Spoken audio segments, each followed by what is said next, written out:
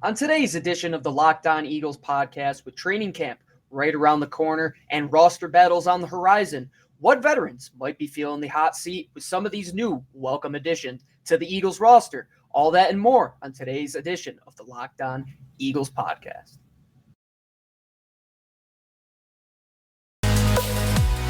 You are Locked On Eagles, your daily Philadelphia Eagles podcast. Part of the Locked On Podcast Network, your team every day.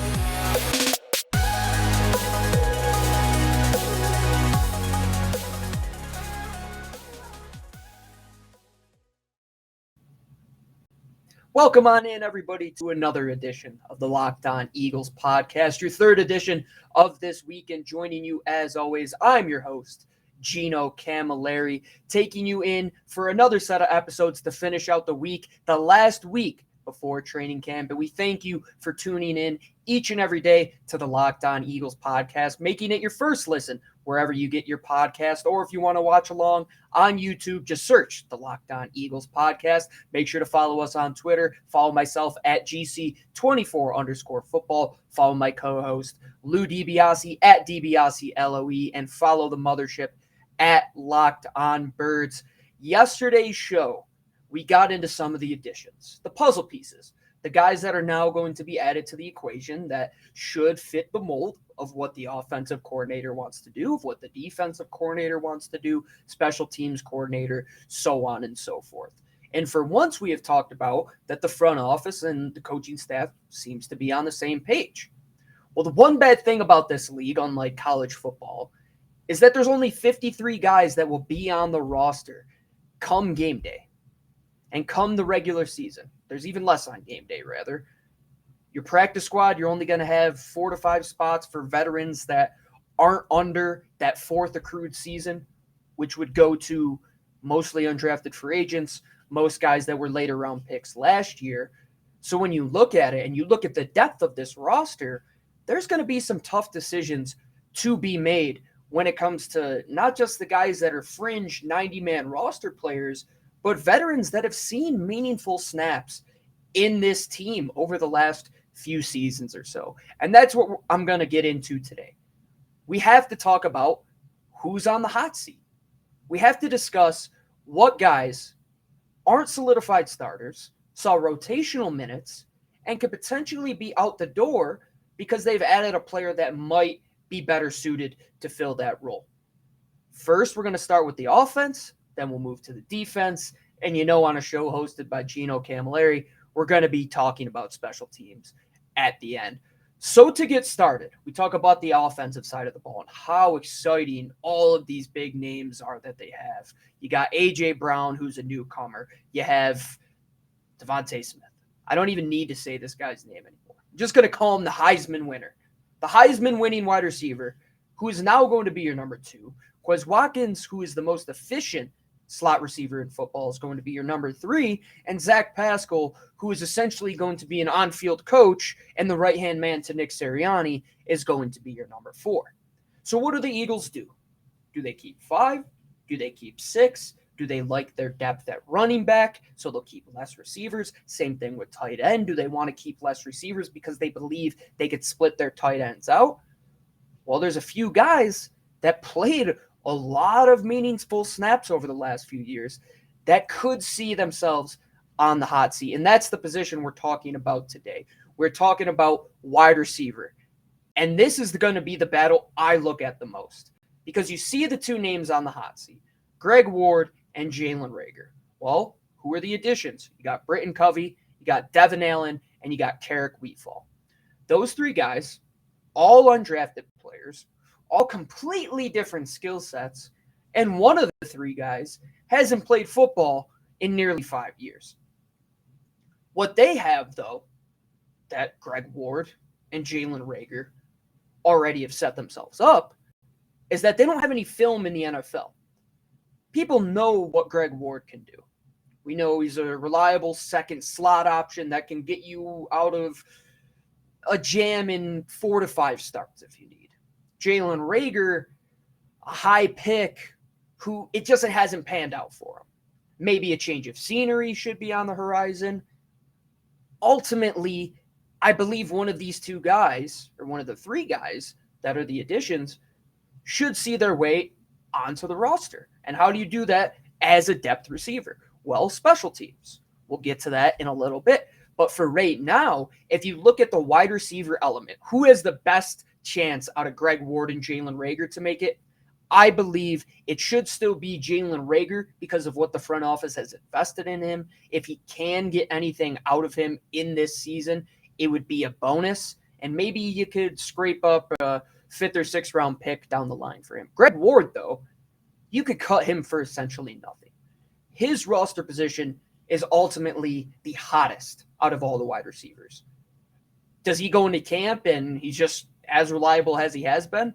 That could absolutely be in the equation. And then we're talking about having 5 deep that are all veteran players that have all played meaningful minutes for the Eagles or for the Tennessee Titans or for the Indianapolis Colts in the matter of Zach Pascal. But they're not going to be in a situation where their third wide receiver is a guy in Jalen Reagor who isn't that efficient. This is depth. We're talking about down the roster. There's still a hot seat to be had because those are meaningful spots. It's not like college. You could bring 80, 90 guys to a game, play them all if you want to. You only got 53 guys. You're only going to dress a few less than that for the game. These guys got to be able to do it all. Who's the most versatile? Is it Covey? Is it Allen? Could Wheatfall surprise us? I know Ward has played on special teams. I know he's played wide receiver, but he's a slot receiver. Jalen Reagor has a little bit of versatility, but he hasn't lived up to the hype. So for now, their seats are very hot. Can they cool them down going into the season? We'll find out. Let's take a look at the tight end position, the position that's right next to them. One of the names I didn't want to put on here, as sad as it is, JJ Arcega-Whiteside and Richard Rodgers. 2 completely different stories. 2 completely different caliber players, I would say. Richard Rodgers has got you out of jams in the past at tight end. JJ has let you down time and time again. He's let myself down personally. I take this personally. One player that they've added, Grant Calcaterra. He adds to a young roster that has depth. Jack Stoll, you got Noah Togiai, you also have Tyree Jackson. Grant Calcaterra, though, he can do what a lot of those guys cannot, and that's catch the football. And he's done that at a high rate. He did that at Oklahoma with Jalen Hurts. He did that at SMU after he came out of retirement after having multiple concussions. Richard Rodgers, they signed him simply because they didn't have any other options down the stretch last year. JJ Arcega-Whiteside is a former wide receiver who is now turned tight end. Does he even know how to block? That's a big part of playing tight end. Grant Calcaterra, however you want to pronounce it, could be a legitimate threat to not just take either of these players' positions, but to legitimately get snaps behind Dallas Goedert next year. Because even those 3 players I named, Jack Stoll, Tyree Jackson, Noah Togiai, none of them are the biggest threats in terms of receiving. Tyree, there's something to be said about how big he is, the flash he had in the preseason last year, but he still has to put it all together. Grant Calcaterra is going to find his way onto the 53-man roster. Whose job does he take? I believe it's going to be either JJ or Richard Rodgers. They're not going to go 5 deep at tight end. I would say Jack Stoll has solidified himself as being a secondary blocking element. Now you need a secondary receiver. I think Grant can be either of these 2 players in that battle, and I think JJ's time has come to an end in Philadelphia. Those are the 2 biggest ones, I would say, due to newcomers. I'm not touching on legitimate battles where at the right guard you have Isaac and you have Jack Driscoll who have been around for a few seasons. I'm talking about strictly players who have found their way onto the roster in 2022. The last of these positions, and the least likely, I would say, for this individual to find his way off the roster if he doesn't get anything back for him, would be at the quarterback position in Gardner Minshew. Carson Strong, they've paid a bunch of money to in undrafted free agency. That's good and all, but you still have to see if you can go out there and play quarterback in the National Football League. Why I say Gardner could potentially be on the hot seat is because there was word that they were trying to deal him during the draft. They were trying to get something of substance for him, potentially a 4th or 3rd round pick, I would say, a Teddy Bridgewater-like deal. Well, let's say the middle of the season comes along and Team's quarterback goes down and they call in for Gardner Minshew. Do you have enough trust in Carson Strong? Did he make that seat hot enough for Gardner Minshew that you now can replace him? Does that happen this year? Does it even happen next year? I do not know. Do they bring in another veteran after Gardner finds his way out of Philadelphia, which is most likely inevitable because they're either going to get a pick for him during the middle of the season or they're going to get a comp pick for him. But your next step up, your next guy in the line is Carson Strong. Can he be the guy to take that number 2 quarterback position, something that has been arguably the biggest position in Philadelphia over the last 20 years or so? And we know they don't take that lightly. And Gardner Minshew, he has to take this camp battle with Carson Strong as significantly as ever. And I fully believe he's more talented than Carson Strong, and he's going to win you games if you need to put him in there. And you've seen that in the past. That's it for the offense. We're going to get back talking about the defense on the flip side of this break. But before we do that, we have a message from our friends at the official sportsbook of the Locked On Eagles podcast, of the entire Locked On Podcast Network, Bet Online. So I live in Colorado. You go down the highway, and gambling's legal here. You'll see 15, 16 billboards with different sites that you could go on with free $1,000 risk-free wagers, so on and so forth. Well, I'll tell you what, I've tried just about them all. Nothing beats Bet Online. I've gambled since I was probably 16 years old. You got to be legal. Make sure you're legal and you follow all the responsibility on Bet Online and bet safely and responsibly. But you're never going to have as a robust, as informational, as seamless to use of a betting sportsbook than betonline.net. You could bet on any sport, bet any player prop you want. Folks, there's a friendly between my Manchester City and Club America tonight that most people wouldn't even care about, but you can even bet on that. You could bet on golf, you could bet on Live, the PGA Tour, whatever you'd like. Paddy the Baddy is fighting in UFC this weekend. There's everything going on, and before you know it, week 0 college football will be here. The NFL will be here. Make sure you set up your account at betonline.net, the official sportsbook of the Locked On Podcast Network, and we're always betting there here at the Locked On Eagles podcast. All right, everybody, welcome on back to this edition of the Locked On Eagles podcast. As always, I'm your host, Gino Camilleri, and on this edition, this Wednesday edition of the show, your third of the week, we thank you for tuning in and making it your first listen. We are talking hot seat. We're talking about guys that could potentially find their way off of the roster, and where you could find more information on guys that potentially could be off the roster in other places, other teams around the league. Make sure you follow the Locked On NFL podcast. And rather than that, make sure you follow along at the Locked On Podcast Network to get the 50 top players in the NFL that move betting lines. We just talked about betonline.net. Well, through this week, through July 18th, starting July 18th, rather, we have been putting out at the Locked On Podcast Network the top 50 players that move lines on betonline.net. If you don't know what that means, let's say Josh Allen goes out of a game. He's going to swing the line much more than a player. Let's say a guy I like there, Jordan Poyer. If he goes out, he's not going to move the line as much as Josh Allen. So this is the top 50 in the entire NFL when it comes to that. Tune into any podcast on the Locked On Podcast Network to get involved with that, get in on the discussion. But our discussion today is hot seat. We'll get back to that right now as we talk about defense, my favorite position. Not as many newcomers in regards to, I would say, threatening a veteran's job. We know Hassan Reddick is going to come in here. He's going to play that strong side backer position. Not really a threat to anybody. They didn't have somebody like that. Jannard Avery wasn't a player that they could bring back and compete for that position. Well, they do have one spot that they have 2 new players that could knock off the vets and have a 100% turnover year over year at this position, and that being linebacker. Hot seat, TJ Edwards and Davian Taylor. Do I believe that Nakobe Dean and Kyzir White will inevitably outplay these two to see them end up like Eric Wilson did last season and find his way completely out of Philadelphia? No, I don't believe that. But can they take away nearly 60 to 70% of the snaps away from these two guys? 100%. In Jonathan Gannon's scheme, they're probably going to go 5 down fronts at time. They're probably going to throw more in the secondary. But one thing they won't do, they're not going to play as much base, in my opinion, as a guy like Jim Schwartz did. He's not going to have 3-4 linebackers. If you want to count a guy like Hassan Reddick as a backer, go ahead. But he's technically a lineman. A guy like Kyron Johnson, who they just drafted, he's also going to be considered a lineman. Patrick Johnson, Teron Jackson, all those guys are linemen. Your backer position is going to be the 2 inside guys.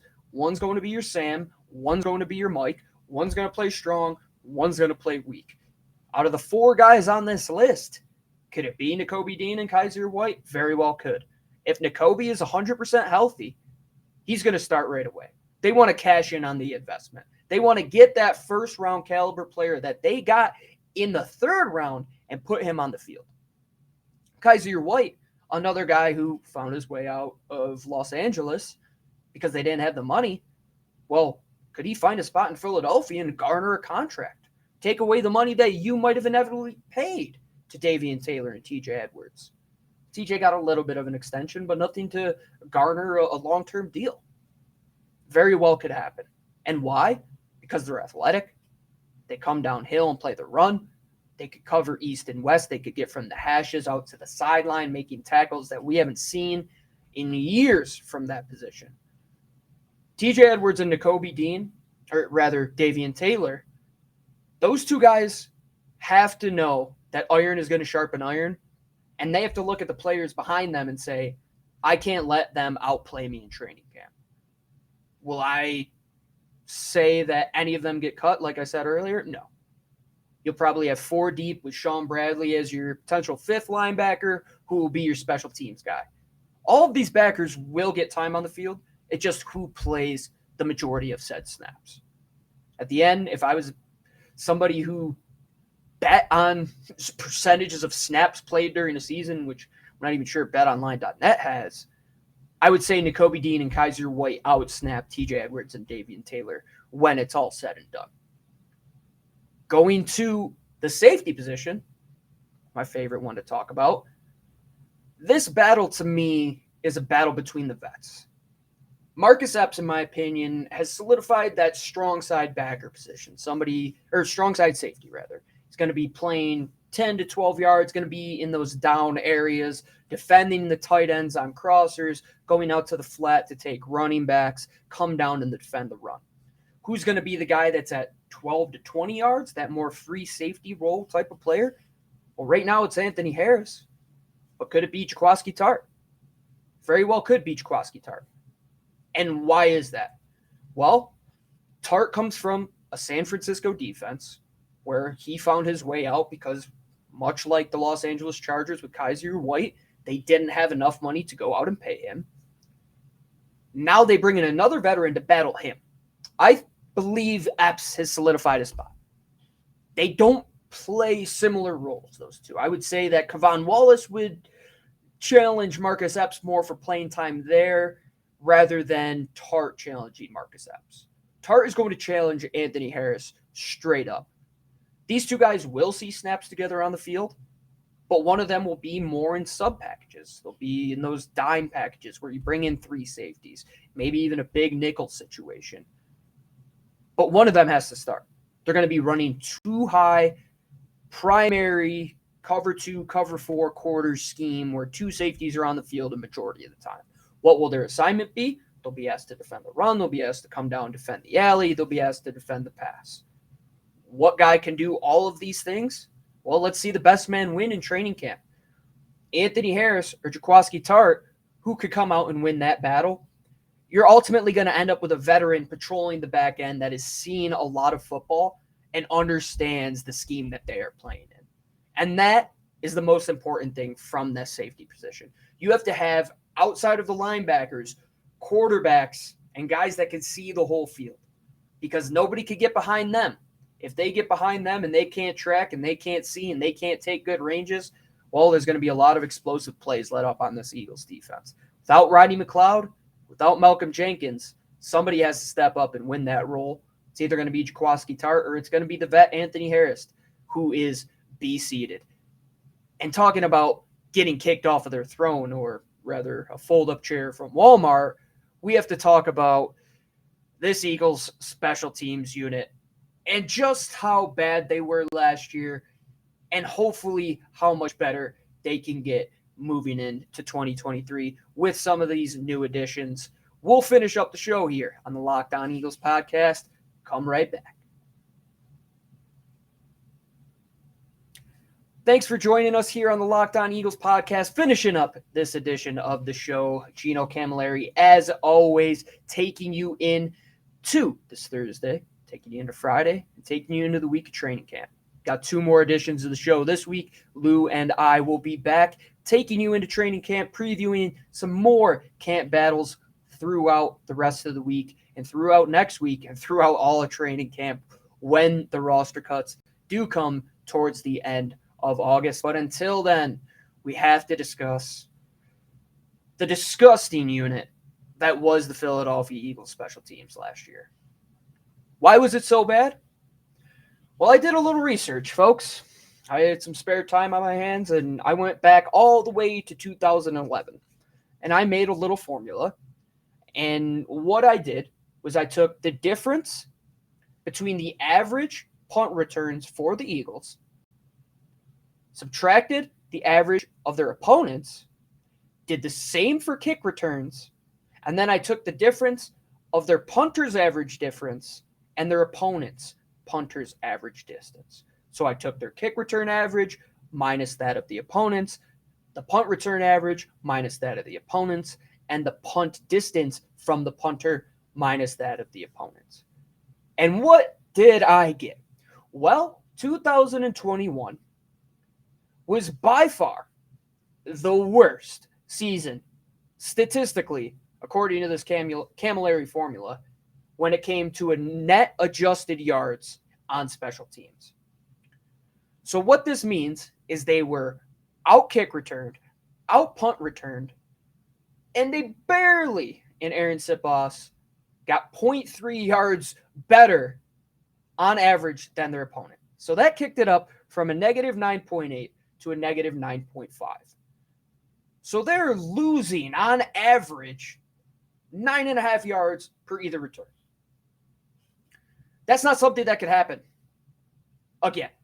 It cannot happen. The next closest season was 2012 with minus 3.7. That great 2014 to 2016 run they had a positive 9.3, positive 8.2, and a positive 12.8. Even if they get back to the middle, it has to start from somewhere. And it starts in the return game. And it starts with 2 guys that we have already brought up. Greg Ward and Jalen Reagor. Once again, on the hot seat. And who are they on the hot seat against? The 2 guys we talked about in the wide receiving discussion. Britain Covey, Devon Allen. 2 guys that are special teams aces, I would say, in 2 different manners. Covey did it in college very successfully. Devon Allen is a world-class sprinter who's going to bring that downhill element to the return game. Greg Ward and Jalen Reagor did absolutely nothing for you. In fact, they made it even harder for you by producing negative yards in that department. They're getting outgained by their opponents. You have to outgain your opponent in special teams. It's an easy metric to measure. Can you punt it farther? Can you make more field goals? Can you make more extra points? And can you allow the opponent to return for less yards than you? Well, folks, if you have an average kick return of 18.5 yards and your opponent has an average of 26.1, you're not going to win many special teams matchups. And that's exactly what happened to the Philadelphia Eagles last year. I can't say this enough. This seat isn't just hot. It is molten lava, red hot, almost blue hot. That hot that you see on the grill when you start it up and you're like, how does a flame turn blue? Well, that's the hottest part of the flame, and that's how hot their seat is in Greg Ward and Jalen Reagor. Wide receiver, that's a different discussion. Special teams, if these 2 guys even see snaps in the return game, I will be extremely frustrated. And there's numbers there to back it up. You just look at the numbers against other returners, against guys that have come into Philadelphia and had success. Darren Sproles, for example, one of the best returners ever. How far have you come from that to say this is acceptable? Howie Roseman, this is on you too. 100%. Bringing in somebody that could compete for that job. Now, special teams coordinator has to do a lot of everything else. It's not just the returners element. It's allowing big kickoffs. It's not producing turnovers on special teams. It's not putting your offense in a good field position. It's not helping out your defense, ping teams back. That's what special teams is all about. It fills in the margins, and football is one in the margins, and you can win or lose when it comes to special teams. We're not going to talk about Jake Elliott at all. He's been great. He's been excellent. The other guy, the punter, that's our last hot seat. Now, is there somebody that they've brought in to compete? No. Is there going to be a player? I firmly believe so. Is it after the first set of cuts, second set, when they set the 53-man roster? Well, here's another number for you folks. Out of the last 11 seasons, Aaron Sipos has had the third worst season when it comes to average punting distance since 2011. The only two worst seasons were Donnie Jones, who at the time was 34 years old, who then would go on to have his career best year the following year, and Chaz Henry, who would be seated by Matt McBriar just a season later. Donnie Jones is a Hall of Fame punter. He's able to make up for that. Aaron Sipos doesn't have the leg. Right before Sipos got here, Cam Johnston was here. Cam Johnston had an average of 48.1, 46.4, and 46.7 yards per punt. Aaron Sipos has an average of 43.9. You're losing nearly 3 to 5 yards of distance per punt, which then goes to all the other numbers of why your return unit is so bad and teams are able to get down the field on you. Well, it's because your punter can't put you in a good field position. He can't pin you back in those areas where Cam Johnston and Donnie Jones made their hay. Sipos had no right to be handed that position last year and has no right to be handed it once again. They don't even have somebody on the roster right now that could compete against him, but there should, because it was that bad. Special teams, it needs 180-degree reversal of everything and all the misfortunes that went bad for them last year. Starts with the coordinator, starts with the punter, starts with the return units, and it starts with the guys that are blocking and getting downfield. Who puts that all together? It's your general manager. Your general manager, your coach, they have to work hand in hand. Hopefully, with these additions, we can resurrect some of these units. We can fix the past mistakes, fill in some of the cracks.